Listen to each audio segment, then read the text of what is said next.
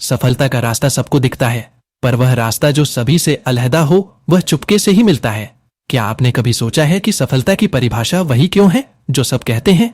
क्या अगर मैं आपको यह बताऊं कि सफलता के कुछ ऐसे राज हैं जो आज तक किसी ने आपको नहीं बताए? वो रास्ते, वो तकनीकें जिन्हें सफलता पाने के लिए दुनिया से छिपा कर रखा गया है।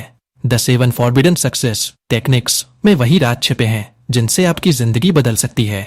यह वह तरीके हैं जो न केवल आपको अपने लक्ष्यों के करीब पहुंचाएंगे, बल्कि आपके भीतर की छुपी हुई शक्ति को भी जागृत करेंगे। जब आप इन तकनीकों को अपनाएंगे तो आपको महसूस होगा कि यह सिर्फ एक किताब नहीं, बल्कि सफलता का एक गुप्त द्वार है जो अब आपके सामने खुल रहा है। क्या आप तैयार हैं उस द्वार को खोलने के लिए जो आपकी सफलता के नए मायने और नए रास्ते दिखाए? हेलो दोस्तों, आप सभी का हमारे चैनल बुक्स पर एक बार फिर से स्वागत है। दोस्तों, आज की इस पुस्तक में 7 तकनीकों का जिक्र करने वाले हैं जो एक अमीर व्यक्ति सभी लोगों से छुपा के रखता है। चलिए अब आरंभ करते हैं। Number 1, the shadow alignment technique एक ऐसा अनूठा तरीका है जो आपकी छिपी हुई कमजोरियों को आपकी सबसे बड़ी ताकत में बदलने की कला सिखाता है। इंसान की जिंदगी में सबसे बड़ी लड़ाई किसी और से नहीं बल्कि खुद से होती है। अक्सर ऐसा होता है कि हम अपनी कमजोरियों को छिपाने की कोशिश करते हैं, लेकिन क्या हो अगर वही कमजोरियां हमारी सुपर पावर बन जाए? एक पुरानी कहावत है, जहां डर है वहां रास्ता है। यही शैडो अलाइनमेंट का पहला पार्ट है। हमारे डर, असुरक्षाएं और नकारात्मक भावनाएं, ये सब हमारे अंदर छिपे हुए वह हिस्से हैं जो हमें आगे बढ़ने से रोकते हैं। सोचिए, आप एक आईने के सामने खड़े हैं, लेकिन आईना सिर्फ आपका चेहरा नहीं, आपकी पूरी शख्सियत दिखा रहा है। आपके डर, आपके गुस्से और उन गलतियों को जो आप भूल जाना चाहते हैं। शैडो अलाइनमेंट आपको सिखाता है कि उस आईने में देखें और अपने शैडो यानी छाया को समझें। कभी सोचा है जो लोग आपको सबसे ज्यादा गुस्सा दिलाते हैं वो क्यों ऐसा करते हैं? दरअसल उनके अंदर वो गुण या आदतें होती है जो कहीं ना कहीं आपके अंदर भी है, लेकिन आप उन्हें स्वीकार नहीं कर पाते। शैडो अलाइनमेंट यही कहता है कि जो बात आपको दूसरों में परेशान करती है वह दरअसल आपके अंदर का ही एक हिस्सा है। एक छोटी सी कहावत है, शेर के पीछे नहीं बल्कि उसके अंदर था। यही शैडो है, हम उससे भाग नहीं सकते, उसे समझना और अपनाना पड़ता है। एक शायरी कहती है, हवा से डरकर कश्ती पार नहीं होती, जो खुद से हार जाए उसकी जीत अधूरी होती। हमारी शैडो को समझना आसान नहीं है, इसे अपनाने के लिए हमें अपनी कमजोरियों को गले लगाना होगा। उदाहरण के लिए, अगर आपको बोलने से डर लगता है तो इसका मतलब है कि आपके अंदर एक जबरदस्त कम्युनिकेटर छिपा है। शैडो अलाइनमेंट का मतलब है उस डर को अपनाना, उसका सामना करना और उसे अपनी ताकत बनाना। तभी ध्यान दीजिए, जो लोग खुद को सबसे ज्यादा परफेक्ट दिखाते हैं वही अंदर से सबसे ज्यादा टूटे हुए होते हैं। शैडो अलाइनमेंट यही सिखाता है कि खुद को परफेक्ट दिखाने की कोशिश मत करो।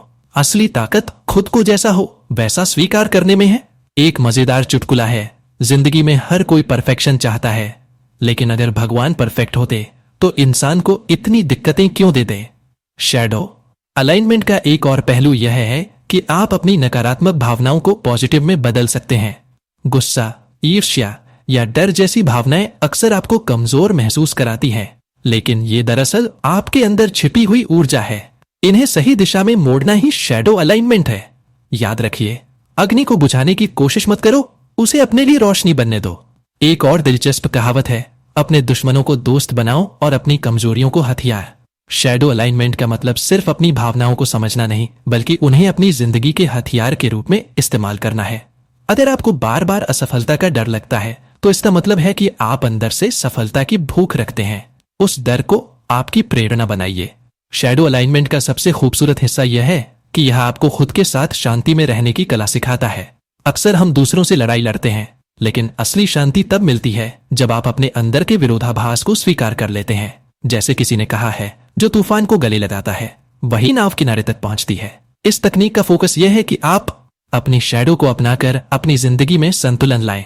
अगर आप अपने डर और कमजोरियों को अनदेखा करेंगे तो वे आपके खिलाफ काम करेंगे, लेकिन अगर आप उन्हें समझेंगे तो वे आपकी सबसे बड़ी ताकत बन जाएंगी। अंत में, शैडो अलाइनमेंट तकनीक सिर्फ एक मानसिक प्रक्रिया नहीं बल्कि एक आत्मा की यात्रा है। यह आपको सिखाती है कि जो छाया है वह भी रोशनी से बनी है। अपने अंदर झांकें, अपने डर से मत भागें, बल्कि उसे अपनी सफलता की सीढ़ी बनाइए। यही जिंदगी का असली फार्मूला है, खुद को पूरी तरह स्वीकार करना और अपनी शैडो को अपनी पहचान बनाना। आपको यह समझना होगा कि क्या आपका निर्णय केवल वर्तमान को सुखद बना रहा है या भविष्य को संवार रहा है। एक शायरी याद आती है, रास्ते खुद चुन लो, वरना किस्मत तुम्हें अपने हिसाब से मोड़ेगी।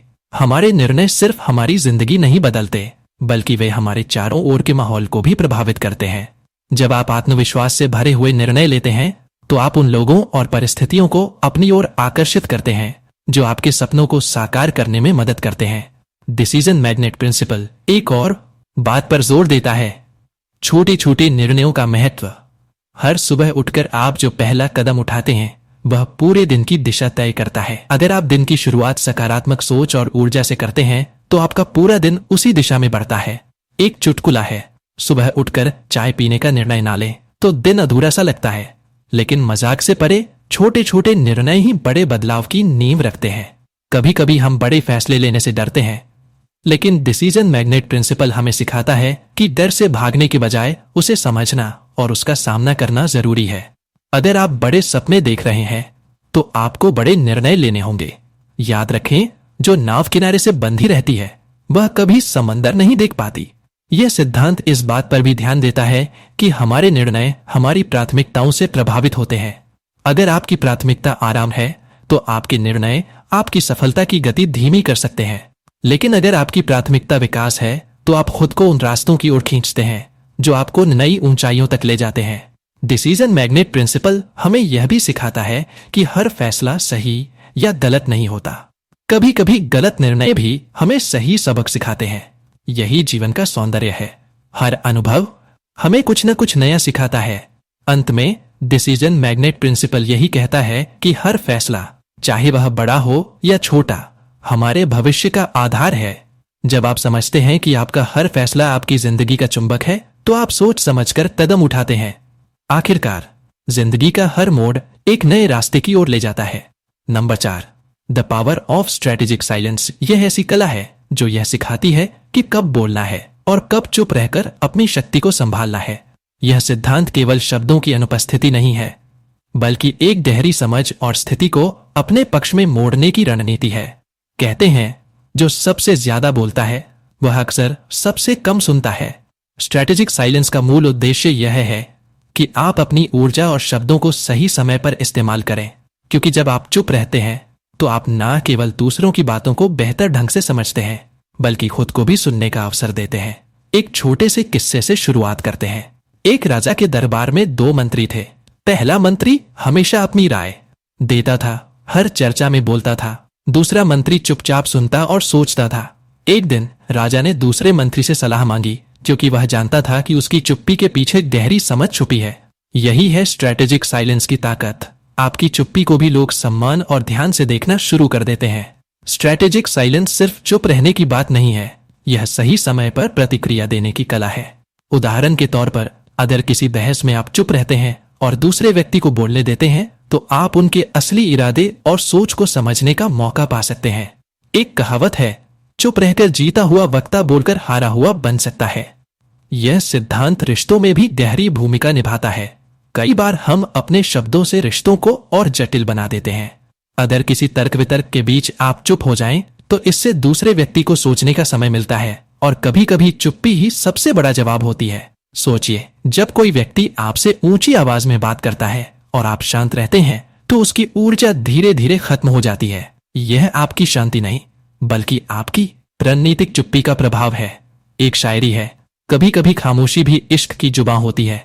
हर बात कहने के लिए अल्फाज जरूरी नहीं। स्ट्रेटेजिक साइलेंस का उपयोग व्यवसाय और नेतृत्व में भी किया जा सकता है। मीटिंग्स के दौरान जब हर कोई अपनी बात रखने की कोशिश करता है, तब जो व्यक्ति शांत रहता है वह स्थिति का विश्लेषण करने और सही निर्णय लेने में सक्षम होता है। जब आप बोलने के बजाय सुनते हैं तो आप दूसरों को अपने विचार साझा करने का मौका देते हैं, और यह आपको एक अच्छे नेता के रूप में प्रस्तुत करता है। यह तकनीक आत्म जागरूकता को भी बढ़ाती है। चुप रहकर आप अपने अंदर की आवाज को सुनते हैं। यह आपको उन चीजों पर ध्यान केंद्रित करने की अनुमति देता है जो वास्तव में मायने रखती हैं। एक मजाक है, जब बॉस आपको कुछ कहे और आप चुप रह जाएं, तो समझ लीजिए प्रमोशन पास है। मजाक के पीछे की सच्चाई यह है कि कभी कभी बोलने से ज्यादा सुनना और सोचकर जवाब देना प्रभावशाली होता है। स्ट्रेटेजिक साइलेंस का एक और पहलू है रहस्य बनाए रखना। जब आप हर बात तुरंत जाहिर नहीं करते तो आप अपनी छवि को रहस्यमय और प्रभावशाली बनाते हैं। लोग आपकी चुप्पी को समझने की कोशिश में आपकी ओर आकर्षित होते हैं। कभी कभी स्ट्रेटेजिक साइलेंस आपको बचने का मौका भी देता है। अगर आप किसी मुश्किल परिस्थिति में हैं और तुरंत प्रतिक्रिया देने से स्थिति बिगड़ सकती है, तो चुप रहकर आप समय और जगह हासिल करते हैं। यह सिद्धांत हमें यह भी सिखाता है कि चुप रहना कमजोरी नहीं बल्कि ताकत है। लोग इसे कायरता समझते हैं, लेकिन वास्तव में यह गहरी सोच और धैर्य की निशानी है। अंत में the power of strategic silence यही सिखाता है कि आपकी चुप्पी आपके सबसे शक्तिशाली हथियारों में से एक हो सकती है।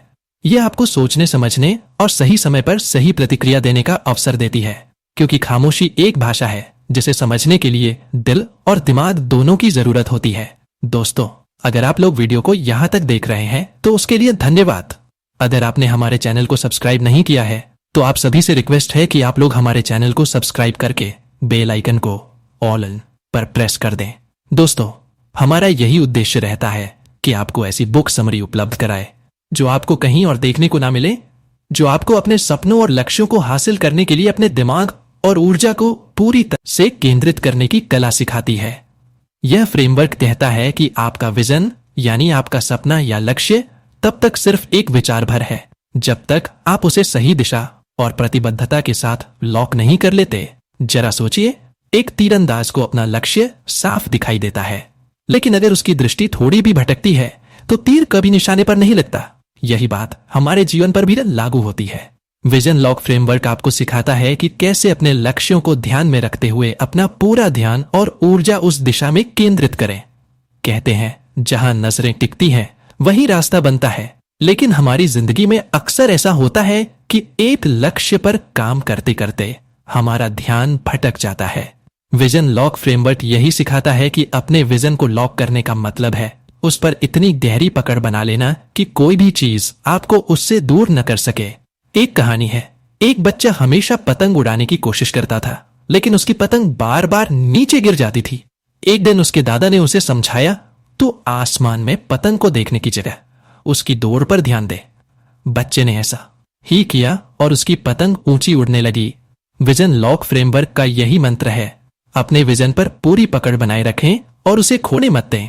यह फ्रेमवर्क इस बात पर भी जोर देता है कि आपका विजन कितना स्पष्ट है। अगर आपका लक्ष्य धुंधला है तो आपकी ऊर्जा बिखर जाएगी।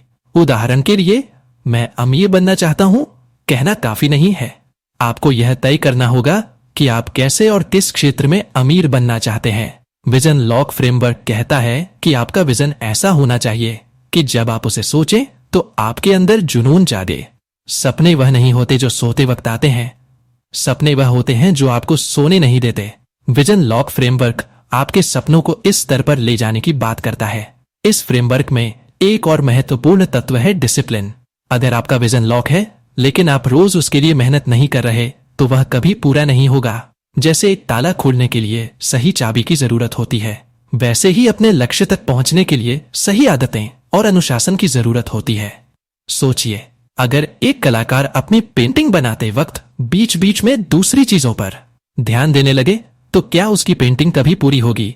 विजन लॉक फ्रेमवर्क यही सिखाता है कि अपने लक्ष्य पर फोकस बनाए रखने के लिए आपको डिस्ट्रैक्शंस को दूर रखना होगा।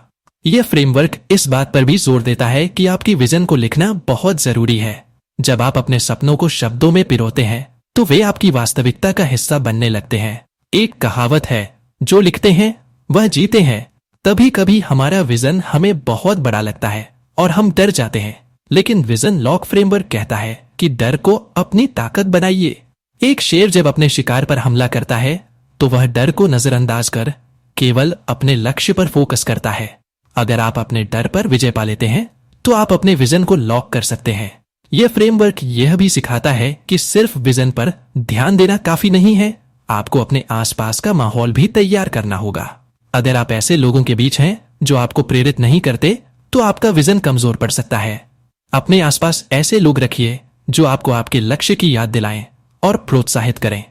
अंत में द विजन लॉक फ्रेमवर्क आपको यह समझाने की कोशिश करता है कि सपने देखना आसान है, लेकिन उन्हें हासिल करना तभी संभव है जब आप अपने विजन को इतनी मजबूती से पकड़ें कि कोई भी ताकत उसे आपसे दूर न कर सके। विजन को लॉक करने का मतलब है अपनी पूरी ऊर्जा, समय और ध्यान उस एक लक्ष्य पर लगाना, क्योंकि अंत में आप वहीं पहुंचते हैं जहां आप अपनी नजर टिका रहे होते हैं। Number 6, the unstoppable routine formula. यह एक ऐसी रणनीति है जो साधारण आदतों को असाधारण परिणामों में बदलने का तरीका सिखाती है। यह केवल एक रूटीन सेट करने की बात नहीं है, बल्कि एक ऐसा सिस्टम तैयार करने की प्रक्रिया है जो आपको हर दिन बेहतर बनाता है और आपके सपनों को हकीकत में बदलने की ताकत देता है। कहते हैं आपकी सफलता आपके रूटीन में छिपी होती है, लेकिन समस्या यह है कि हम रूटीन को अक्सर उबाऊ समझते हैं। द अनस्टॉपेबल रूटीन फार्मूला का मकसद आपकी दिनचर्या को इतना शक्तिशाली बनाना है कि आप हर दिन ऊर्जा से भरे रहे और अपने लक्ष्यों की ओर बढ़ते रहे। एक कहानी से शुरुआत करते हैं। एक किसान हर सुबह सूरज निकलने से पहले उठता था और अपने खेत की देखभाल करता था। उसकी मेहनत के कारण उसका खेत हमेशा हरा भरा रहता था। दूसरे किसान ने पूछा, तुम हर रोज इतनी मेहनत कैसे करते हो? उसने जवाब दिया, मेरी आदतों ने मुझे बनाया है। मैं हर दिन वही करता हूं जो मुझे आगे बढ़ने में मदद करता है। यही है द अनस्टॉपेबल रूटीन फार्मूला। आपकी छोटी छोटी आदतें ही आपके बड़े परिणाम लाती हैं। द अनस्टॉपेबल रूटीन फार्मूला का एक और अहम पहलू है प्रायोरिटाइजेशन। हर किसी के पास 24 घंटे होते हैं, लेकिन फर्क इस बात से पड़ता है कि आप उन घंटों को कैसे इस्तेमाल करते हैं। इस फार्मूला के अनुसार सबसे पहले अपने दिन के 3 सबसे जरूरी काम तय करें और बाकी चीजों को बाद में रखें। अक्सर लोग सोचते हैं कि रूटीन बनाने का मतलब हर मिनट को प्लान करना है, लेकिन यह फार्मूला कहता है कि आपको अपने समय का 80% उन चीजों में लगाना चाहिए जो आपके लक्ष्य के करीब ले जाती हैं। बाकी 20% समय उन गतिविधियों के लिए रखें जो आपको खुशी और रिलैक्सेशन देती हैं। यह फार्मूला इस बात पर भी जोर देता है कि आपके रूटीन में एनर्जी मैनेजमेंट सबसे जरूरी है। अगर आप थके हुए हैं तो आपकी उत्पादकता कम हो जाती है। अपनी नींद, खान-पान और एक्सरसाइज का ध्यान रखें ताकि आप हर दिन अपनी बेस्ट परफॉर्मेंस दे सकें। एक कहावत है, सफलता रातों रात नहीं मिलती, लेकिन रोज की आदतें इसे करीब ला सकती हैं। द अनस्टॉपेबल रूटीन फार्मूला यही सिखाता है कि सफलता एक दिन का खेल नहीं है, यह हर दिन की छोटी छोटी जीतों का नतीजा है। कभी कभी आपकी दिनचर्या में बाधाएं आती हैं। इस फार्मूला का अंतिम और सबसे महत्वपूर्ण हिस्सा है फ्लेक्सिबिलिटी। अगर किसी दिन आप अपने रूटीन का पालन नहीं कर पाए तो खुद पर ज्यादा सख्ती ना करें, बस अगले दिन दोबारा शुरुआत करें। अंत में द अनस्टॉपेबल रूटीन फार्मूला यही सिखाती है कि आपकी सफलता उन छोटे छोटे कदमों पर निर्भर करती है जिन्हें आप रोज उठाते हैं। यह फार्मूला सिर्फ आदतें बनाने का नहीं, बल्कि उन्हें बनाए रखने और उनकी ताकत को पहचानने का तरीका है। क्योंकि जब आपकी दिनचर्या रुकने का नाम नहीं लेती तो आपकी सफलता भी अजेय हो जाती है। Number 7, the fearless communication strategy एक ऐसी तकनीक है जो आपको बिना झिझक और आत्मविश्वास के साथ अपनी बात कहने की कला सिखाती है। यह केवल बोलने का तरीका नहीं है, बल्कि ऐसा कम्युनिकेशन है जो आपके शब्दों को असरदार और आपकी उपस्थिति को शक्तिशाली बना देता है। कहते हैं आपकी सबसे बड़ी ताकत आपके शब्दों में होती है, लेकिन अगर डर आपके शब्दों को कमजोर कर दे तो आपकी सबसे बड़ी ताकत आपकी सबसे बड़ी कमजोरी बन सकती है। फियरलेस कम्युनिकेशन स्ट्रेटेजी इस डर को खत्म करने और आपको एक प्रभावशाली वक्ता बनने का रास्ता दिखाती है। एक किस्सा याद आता है। एक बार एक युवा लड़का मंच पर भाषण देने के लिए खड़ा हुआ। उसकी आवाज कांप रही थी और उसे शब्द नहीं मिल रहे थे। तभी उसके गुरु ने कहा, डर तब होता है जब आप अपने बारे में सोचते हो, लेकिन जब आप अपने संदेश पर ध्यान दोगे तो डर गायब हो जाएगा। यही इस रणनीति का पहला सिद्धांत है। अपने संदेश पर फोकस करो, खुद पर नहीं। यह रणनीति इस बात पर जोर देती है कि प्रभावशाली संवाद की शुरुआत सुनने से होती है। एक पुरानी कहावत है, सुनने वाला ही समझने वाला होता है। जब आप दूसरों की बात ध्यान से सुनते हैं तो आपका जवाब सही और प्रभावशाली होता है। फेयरलेस कम्युनिकेशन स्ट्रेटेजी कहती है कि एक अच्छा वक्ता बनने से पहले एक अच्छा श्रोता बनना जरूरी है। कॉन्फिडेंस इस रणनीति का दूसरा अहम पहलू है, लेकिन आत्मविश्वास का मतलब यह नहीं कि आप दिखावा करें। इसका मतलब है अपने शब्दों और इरादों में ईमानदारी और स्पष्टता रखना। एक बार नेपोलियन से पूछा गया कि वह युद्ध में अपने सैनिकों से कैसे बात करते हैं। उसने कहा, मैं सीधे उनकी आंखों में देखता हूं और उन्हें विश्वास दिलाता हूं कि जीत हमारी होगी। यही है फेयरलेस कम्युनिकेशन का सार, आंखों से बात करना। फेयरलेस कम्युनिकेशन स्ट्रेटेजी यह भी सिखाती है कि आपकी बॉडी लैंग्वेज आपके शब्दों से भी ज्यादा बोलती है। जब आप किसी से बात करते हैं तो आपकी मुद्रा और हाव भाव यह तय करते हैं कि लोग आपको कितना गंभीरता से लेंगे। सीधे खड़े रहना, हाथों का इस्तेमाल करना और आंखों में आत्मविश्वास दिखाना इस रणनीति के महत्वपूर्ण हिस्से हैं। एक दिलचस्प बात यह है कि डर का सामना करने का सबसे अच्छा तरीका है प्रैक्टिस। जितना ज्यादा आप किसी कौशल का अभ्यास करते हैं, उतना ही वह सहज लगता है। अगर आप किसी बड़े समूह के सामने बोलने में झिझक रहे हैं, तो शुरुआत छोटे समूहों से करें। फियरलेस कम्युनिकेशन स्ट्रेटेजी यही सिखाती है कि छोटे छोटे कदमों से बड़े बदलाव आते हैं। इस रणनीति में कहानियों का बहुत महत्व है। लोग आंकड़े भूल सकते हैं, लेकिन कहानियां हमेशा याद रखते हैं। अगर आप लोगों को अपनी बात से जोड़ना चाहते हैं, तो उन्हें अपने अनुभव बताइए। यह फियरलेस कम्युनिकेशन का एक मुख्य सिद्धांत है। फियरलेस कम्युनिकेशन स्ट्रेटेजी यह भी कहती है कि सवाल पूछना और संवाद को दो तरफा बनाना बेहद जरूरी है। जब आप किसी से सवाल पूछते हैं, तो आप उन्हें अपनी बातचीत में शामिल करते हैं। यह न केवल बातचीत को प्रभावशाली बनाता है, बल्कि यह डर को भी कम करता है, क्योंकि अब यह सिर्फ आप नहीं, बल्कि दोनों की भागीदारी है। इस रणनीति में एक और महत्वपूर्ण तत्व है पॉजिटिव रिफ्रेमिंग। जब आप किसी नकारात्मक स्थिति में होते हैं, तो उसे सकारात्मक दृष्टिकोण से देखें। जैसे अगर आप किसी कठिन प्रश्न का उत्तर नहीं जानते, तो इसे अपनी कमजोरी की जगह सीखने के अवसर के रूप में देखें। यह दृष्टिकोण आपको हर स्थिति में फेयरलेस बनाता है। अंत में द फियरलेस कम्युनिकेशन स्ट्रेटेजी यही सिखाती है कि बोलना एक कला है, और इस कला में माहिर बनने के लिए आपको खुद पर विश्वास और अपने डर पर विजय पानी होगी। यह रणनीति न केवल आपको बेहतर वक्ता बनाती है, बल्कि आपके विचारों को ऐसा असरदार रूप देती है कि लोग न केवल सुने, बल्कि उन्हें अपनाएं। क्योंकि जब आप निडर होकर बोलते हैं, तो आपकी आवाज सिर्फ शब्द नहीं, बल्कि प्रेरणा बन जाती है। मैं आशा करता हूं इस ऑडियो बुक में आपको बहुत कुछ नया सिखाया होगा। चलिए दोस्तों, मान लीजिए आप एक लॉटरी में 1 करोड़ रुपए जीते हो, तो आप उन पैसों को कैसे मैनेज करोगे? सभी लोग कमेंट में अपना अपना सजेशन जरूर बताना दोस्तों। मैं दिल से कह रहा हूं, जब भी आप कुछ भी कमेंट करते हो तो मुझे बहुत अच्छा लगता है। सच में दोस्तों, आप सभी लोग बहुत बहुत अच्छे हो। मेरे पास शब्द नहीं है इस चीज को व्यक्त करने के लिए। चलिए दोस्तों, मिलते हैं किसी एक और नए वीडियो में। जब तक के लिए खुश रहो और अपने परिवार को हमेशा खुश रखो। जय हिंद।